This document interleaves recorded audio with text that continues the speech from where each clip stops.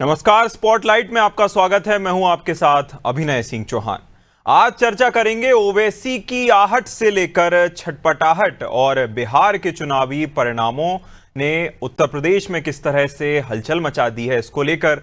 जहां यूपी में समाजवादी पार्टी और कांग्रेस को स्तब्ध कर देने वाली एक खबर सामने आई कि ओवैसी अब बिहार के बाद उत्तर प्रदेश में भी चुनावी मैदान में उतरेंगे। बिहार में जिस तरह यादव मुस्लिम समीकरण से लेकर पीडीए समीकरण ध्वस्त हुआ, उसके चलते यूपी में इंडिया गठबंधन को धक्का पहुंचा है। वहीं समाजवादी पार्टी के लिए असदुद्दीन ओवैसी की पार्टी एआईएमआईएम अब बड़ी चुनौती बन रही है। जहां उत्तर प्रदेश की 143 सीटों पर मुस्लिम मतदाता 20% या उससे ज्यादा हैं। एक जमाने में इन सीटों पर समाजवादी पार्टी का एक तरफा राज था, या कहें कि एक तरफा जीतती थी, लेकिन भाजपा के आने के बाद हिंदू मुस्लिम ध्रुवीकरण के कारण अब भाजपा के पास ज्यादा सीटें हैं। वहीं मुस्लिम प्रभाव वाली जिन 70 सीटों पर मुस्लिम मतदाताओं की संख्या 30% से ऊपर है, वहां अब ओवैसी की नजर है। जहां 2022 के विधानसभा चुनाव में उत्तर प्रदेश में ओवैसी ने 100 सीटों पर प्रत्याशी उतारे थे, लेकिन 99 प्रत्याशी जमानत नहीं बचा पाए। इसलिए अभी तक उत्तर प्रदेश में ओवैसी को गंभीरता से नहीं लिया जाता था, किंतु इस बार हालात थोड़े से अलग हैं। इस बार बहुजन समाज पार्टी और ओवैसी के बीच गठबंधन भी हो सकता है। बिहार में बहुजन समाज पार्टी का जो एकमात्र प्रत्याशी जीता है, उससे अपने मंच पर ओवैसी का पोस्टर लगाकर गठबंधन का संकेत भी दिया है। आपको बता दें कि बहुजन समाजवादी पार्टी भी अपनी खोई हुई प्रतिष्ठा पाने के लिए एक तरफ तो मुसलमानों को साध रही है, तो दूसरी तरफ दलितों को भी जोड़ रही है। यदि बसपा और ओवैसी का गठबंधन हुआ तो दोनों दल अखिलेश यादव के पीडीए को भारी नुकसान पहुंचा सकते हैं।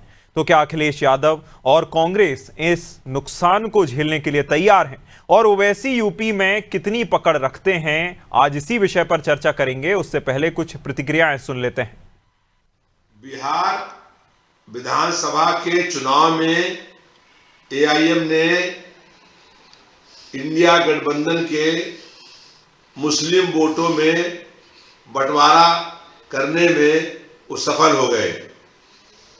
ओवैसी और उनकी पार्टी भारतीय जनता पार्टी की बी टीम है, और वो ऐसे बयान देते हैं जिससे हिंदू मुस्लिम हो जाए और मुस्लिम वोटों में बंटवारा हो जाए, और इस कार्य में बिहार में वो सफल हो गए हैं। लेकिन उत्तर प्रदेश में सफल नहीं हो पाएंगे। उत्तर प्रदेश में समाजवादी पार्टी भारतीय जनता पार्टी को हराने जा रही है। समाजवादी पार्टी ही भारतीय जनता पार्टी का विकल्प है, और हम 27 में पूरे बहुमत के साथ प्रदेश में सरकार बनाएंगे और अखिलेश यादव जी प्रदेश के मुख्यमंत्री होंगे। ओवैसी यहाँ मुस्लिम वोटों में बंटवारा नहीं कर पाएंगे। मेरा कहना है कि हम हिंदू मुसलमान तो करते नहीं, हम तुलसी कबीर को साथ लेके चलने वाले लोग हैं। सबका साथ सबका विकास। ये जरूर है कि वो जिस तरह की राजनीति करते हैं उनसे हम लोगों को लेना देना नहीं है। ये अलग बात है कि उन्होंने जो सवाल उठाया है कि 14% वोट लेके 4 बार यादव जी मुख्यमंत्री होते हैं और 70% पे हम दरी बिछाएंगे। निश्चित तौर पे उन्होंने अपने लोगों को जगाने का प्रयास किया है, और उत्तर प्रदेश में लड़े, देश भर में लड़े। लेकिन मेरा ये मानना है कि भारतीय जनता पार्टी तो दोनों को साथ लेके चलने वाली है। और कोई भी योजना आई है हिंदू और मुसलमान के लिए बराबर आई है, हम सबको बराबर देखते हैं। और जिस तरह से ओवैसी ने बिहार में अपना कमाल दिखाया, उसको लेकर अब जो उत्तर प्रदेश में भी अटकलें लगने लगी हैं। और इस विषय पर हमारे साथ चर्चा करने के लिए उज्जवल पाठक कांग्रेस प्रवक्ता जुड़ गए हैं और जुबैर खान सपा प्रदेश सचिव जुड़ गए हैं। दोनों ही मेहमानों का बहुत बहुत स्वागत है अनादि टीवी पर। और सबसे पहला सवाल जुबैर जी आपसे ही कि ओवैसी ने जिस तरह से सीमांचल में कमाल कर दिखाया, बिहार में अपना जो है सीटों का सीधे तौर पर उन्होंने बढ़ोतरी दिखाई अपनी सीटों में, क्या यूपी में भी आपको कोई डेंट लगा पाएंगे? जुबैर जी।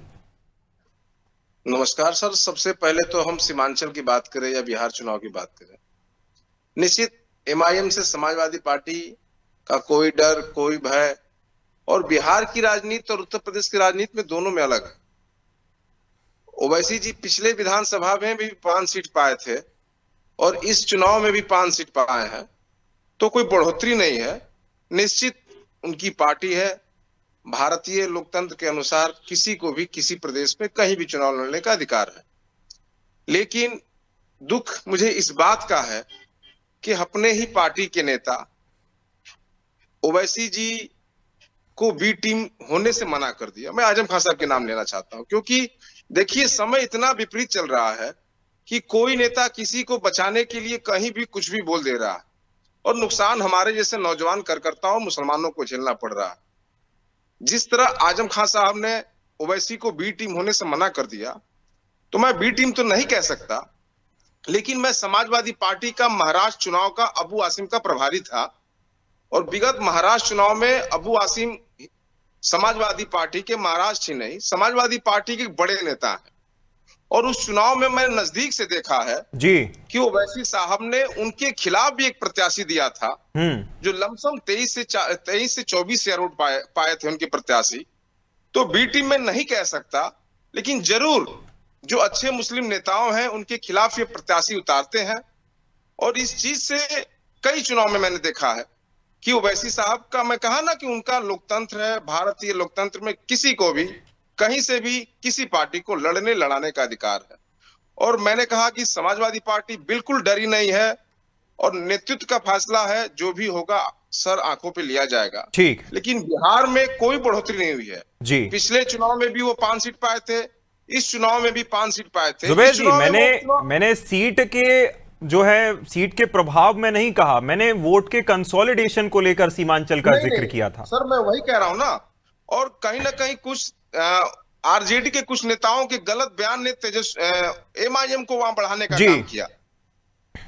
बिल्कुल, कहीं ना कहीं जिस तरह के बयान दिए गए थे, और जिसके बाद ओवैसी गर्जे और गर्जना इतनी ज्यादा हुई कि सीटों का नुकसान सीधे तौर पर देखने को मिला था। तेजस्वी यादव ने उनको चरमपंथी कहा जी। अब्दाल अंसारी जी ही कह रहे हैं कि हमारे पार्टी में ही घर में ही 5 सीट है। पार्टी का हूं, मुझे किसी डर नहीं लगता है, जो होगा मैं सच कहूंगा।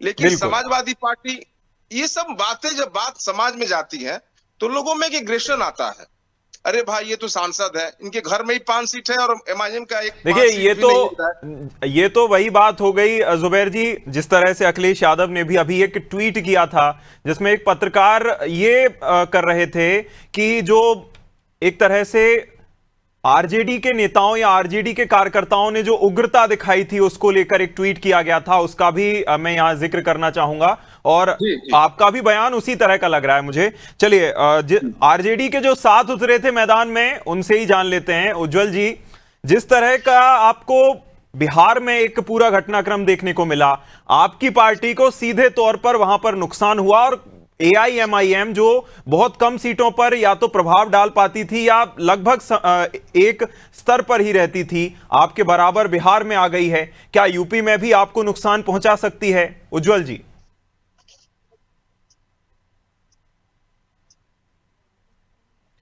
उज्जवल जी, आप माइक अनम्यूट कर लीजिएगा, आपकी आवाज हम तक नहीं पहुंच पा रही। जी जी, देखिए अभिनय जी, जैसा कि आप कह रहे हैं वो हमारी बराबरी में आ गई है जी। कांग्रेस पार्टी एक राष्ट्रीय पार्टी है और बिहार में महागठबंधन का एक बड़ा हिस्सा है, तो इसमें जो है ये बात कहीं ना कहीं इत्तेफाक रखने लायक नहीं है। ओवैसी जी पिछले चुनाव में भी 5 सीटें जीते थे, लगभग इस चुनाव में भी 5 सीटें जीते हैं, तो ऐसी कोई बढ़ोतरी नहीं है। उनका वह अपनी बराबरी पर हैं। बराबरी से मेरा मतलब आप लगभग सिंगल डिजिट में हैं और उनकी सीटों से एक आगे एक पीछे ही रह गए हैं, मेरा कहना ये था। उज्जवल जी बिल्कुल, वो तो देखिए, वो तो आप जानते हैं बिहार का चुनाव कैसे हुआ है जी, किस प्रकार हुआ है, तो ऐसे तो हमको फिर बिहार में सरकार में होना चाहिए। भाई मॉडल कोड ऑफ कंडक्ट लागू है, सरकार 10-10 हजार रुपया खातों में डाल रही है।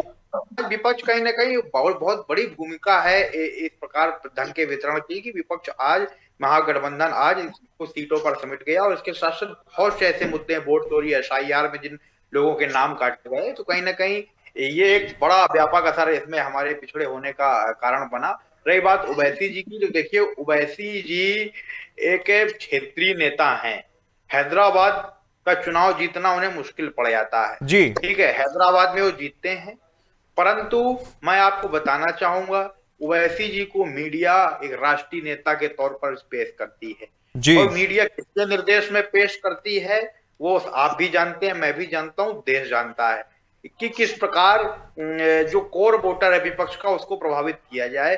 मैं पूरी गंभीरता के साथ ये कह सकता हूं कि ओवैसी जी बीजेपी की बी टीम है। क्यों है? क्योंकि वो इतने विवादित बयान देते हैं, विपक्ष के इतने नेताओं के ऊपर कार्रवाई होती है, लेकिन आज तक ओवैसी जी के यहाँ एक ईडी, सीबीआई या स्टेट सीआईडी का कोई अधिकारी या सम्मान नहीं गया होगा मेरे हिसाब से। और विपक्ष के कई बड़े बड़े नेता हैं, उनको देशद्रोही, समाजद्रोही, उसके साथ साथ तमाम उपाधियों से नवाजा जाता है, उनके घर में फर्जी सम्मन भेजे जाते हैं, जेल में रखा जाता है, न्यायालय उनको बरी कर देता है। 98% मामलों में ईडी नहीं तो पाई गई फिर देखिए तो आप उज्जवल जी, किस प्रकार उज्जवल जी, बिहार में तो उन्होंने सामने से कोई बयान दिया नहीं था। बिहार में तो आपके ही सहयोगी दल ने उन्हें न्योता दिया कि देखिए आइए और कुछ बोलिए, और जिसके बाद क्या हुआ वो सबको पता है। तो अगर आप बयानों की बात करेंगे तो फिर तो सामने से अगर आप बुलाएंगे तो बोलने तो फिर आ ही जाते हैं लोग।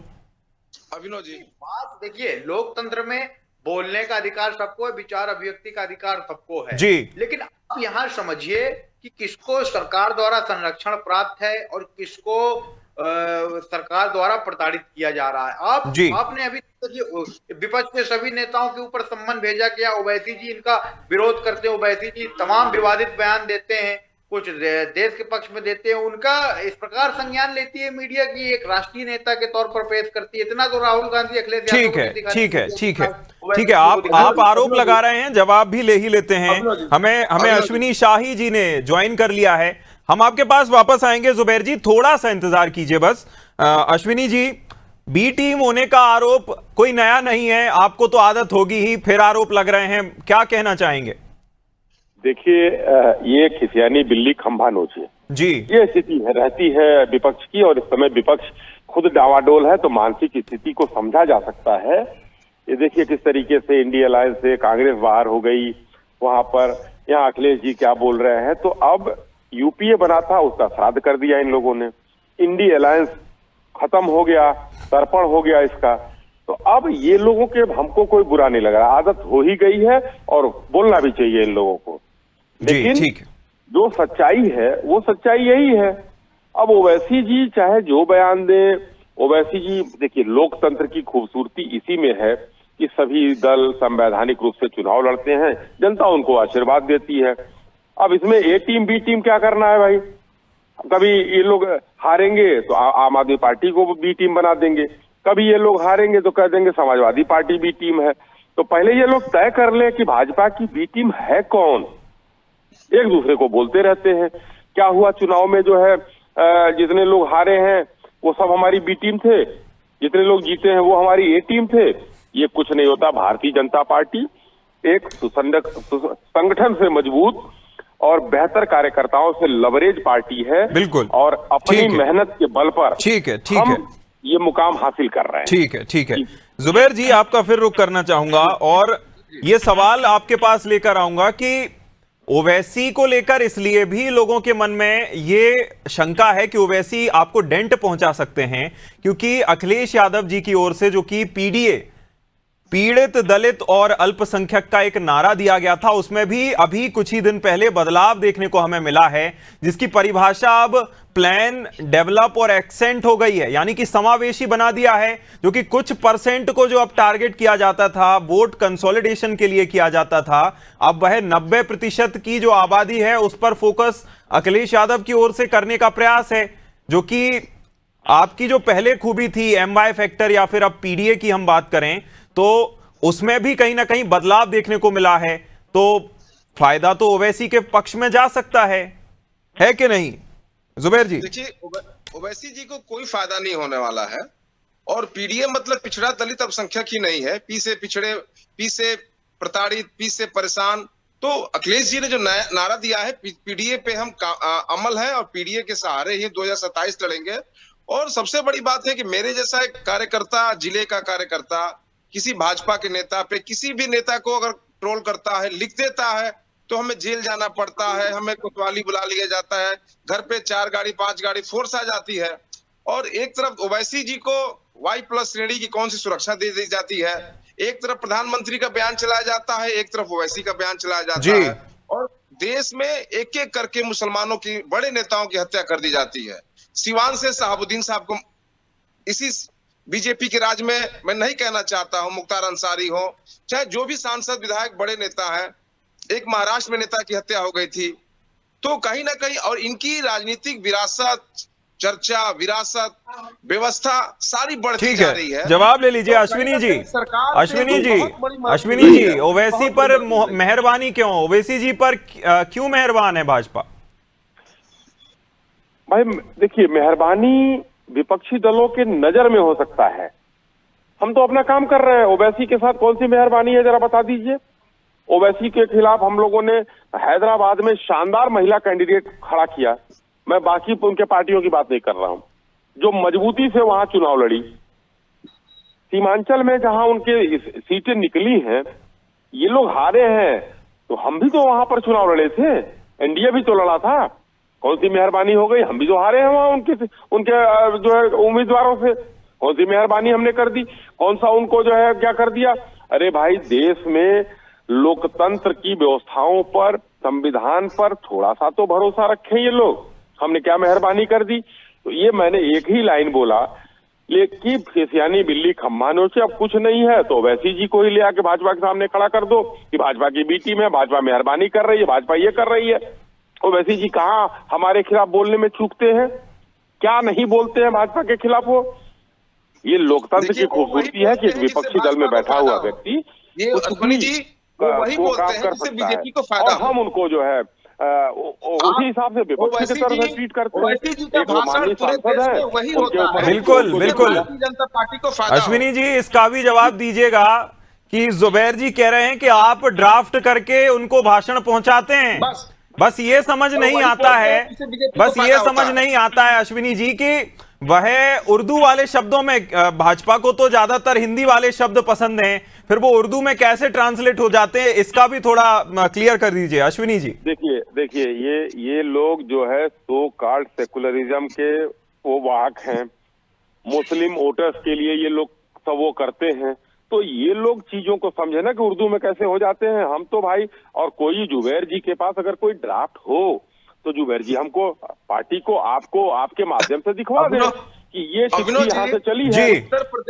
उत्तर प्रदेश में तो मैं कह दूं कि जुबैर जी आए थे और हमारे पास बैठकर जो है ठीक है कि हमको ठीक है जुबैर जी का जवाब सुन लेते हैं। ठीक है सर, उत्तर प्रदेश में 9,866 मदरसे जो सरकार योगी जी की जांच के बाद 4 अधिकारियों के बाद डिजिटल लॉक कराया गया है, उन मदरसों के 25,000 अध्यापकों का भारत सरकार से विगत 8 साल से वेतन नहीं मिला है। कभी ओवैसी साहब ने इस मुद्दे को उठाया है सदन में? कभी इस मुद्दे को प्रधानमंत्री से मिले हैं? और ये योजना देश के पूर्व प्रधानमंत्री अटल बिहारी ने चलाई थी, और मोदी जी कहे थे कि देश के उत्तर मुसलमानों के बच्चों के, मदरसों के बच्चों में एक हाथ में कुरान, एक हाथ में लैपटॉप देंगे। और मैं भी एक मदरसा शिक्षक हूं, और विगत 9 साल से वेतन नहीं मिला है। आप बता दीजिए, किसी डिबेट में ओवैसी ने मदरसों के बारे में बात की है? कभी मदरसा टीचरों को नहीं करेंगे, वो ऐसा बोलेंगे, ऐसा मोरलाइज करेंगे कि देश में बीजेपी को फायदा हो। ठीक है, हम इसके जवाब पर फिर वापस आते हैं। पहले उज्जवल जी हमारे साथ हैं। उज्जवल जी, आपने बी टीम कहा था, फिर भी जिस तरह का जवाब मिला अश्विनी जी की ओर से कि देखिए सिंगल डिजिट में अब बिहार में आ गए हैं, यूपी में तो उस तरह का अब है भी नहीं, और गठबंधन को लेकर भी भाजपा तो सवाल खड़े कर ही रही है कि जिस तरह का गठबंधन बिहार में रहा, तो इस पर भी संशय है कि हो सकता है गठबंधन ना भी हो यूपी में। क्या ये ठीक है उज्जवल जी? देखिए, गठबंधन होगा या ये नहीं होगा, ये आने वाली राजनीतिक परिस्थितियां तय करेंगी और आला कमान तय करेगा। यहाँ डिबेट में बैठ करके गठबंधन या आगामी राजनीतिक भविष्य जी ये पार्टी के स्तर का है या 2 पार्टियों गठबंधन के स्तर का है, इसमें बहुत ज्यादा चर्चा करना मेरे हिसाब से समय की बर्बादी होगी। लेकिन मैं इतना बता देना चाहता हूँ, भाजपा या ओवैसी जी जिस प्रकार की गंदी पॉलिटिक्स खेल रहे हैं, वो देश के निकट और दूरगामी भविष्य के लिए खतरा है। एक तरफ ओवैसी जी मुस्लिमों का तुष्टीकरण करके देश में एक प्रकार से जहर घोल रहे हैं, और उसी प्रकार उनकी आका बीजेपी हिंदुओं का तुष्टीकरण करके हिंदू युवकों को बरगला करके उनको मुख्य धारा से और मुख्य मुद्दों से अश्विनी जी जवाब दीजिए, डर्टी पॉलिटिक्स का आरोप लग रहा है Ashwini ji, dirty politics. Dirty politics कहें या जो कहें, ये लोग एक छोटे से इनोवा में भरने के लिए सवारी हो गई है, इतने विधायक हैं इनके पास बिहार में। उत्तर प्रदेश में किस तरीके से जो है इंडिया अलायंस खत्म हो रहा है। और मैं जुबैर जी की बात का जवाब देना चाहता हूं, आज भी माननीय मोदी जी का जो आह्वान है और योगी जी का जो कर्तव्य है वो निर्वहन होता है। एक हाथ में कुरान, एक हाथ में वो लैपटॉप, ये चल रहा है। लेकिन अब क्या करें भाई, डॉक्टर पर हम लोग डॉक्टर बना रहे हैं और वो आतंकी हो जा रहे हैं, तो उसका क्या किया जाए भाई, मदरसे से बड़ा। इसीलिए मदरसों की जांच चल रही है और मदरसा शिक्षक है ये। हम ये कह रहे हैं कि ये बताएं ना, ओवैसी से कह रहे हैं कि सवाल नहीं किए। किसने, अखिलेश जी ने सवाल किया है क्या कभी? एक सवाल हमको तो उठाकर भेजे कि कैसे क्या हुआ है। अखिलेश जी के साथ तो उत्तर प्रदेश में उनको वोट देंगे ये लोग।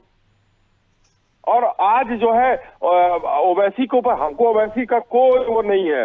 ओवैसी सवाल करें और वो आप करें, श्रद्धेय अटल जी ने जो योजना लागू किया था। ठीक है अश्विनी जी, ठीक है। जुबैर जी चर्चा को आगे बढ़ाते हैं। एक एमवाय फैक्टर बहुत ज्यादा, चाहे आप आरजेडी के लिए उत्तर प्रदेश, माफ कीजिएगा, आरजेडी के लिए बिहार में वही एमवाय फैक्टर हो, या फिर एमवाय फैक्टर आपका उत्तर प्रदेश में सपा के लिए सबसे ज्यादा काम किया था। लेकिन जिस तरह के हमने परिणाम अभी देखे बिहार के चुनाव में, एमवाय फैक्टर पूरी तरह से फेल साबित हुआ या फिर आरजेडी के पक्ष में उतना नहीं गया, सीटों का नुकसान सीधे तौर पर बताता है। तो क्या वही एमवाय फैक्टर उतने ही अच्छे तरीके से सपा के पक्ष में रहेगा या नुकसान देखने को मिल सकता है? जुबैर जी देखिए, किसी भी सरकार, विधायक, सांसद कुछ भी करने के लिए तो सबसे बड़ा चीज है कि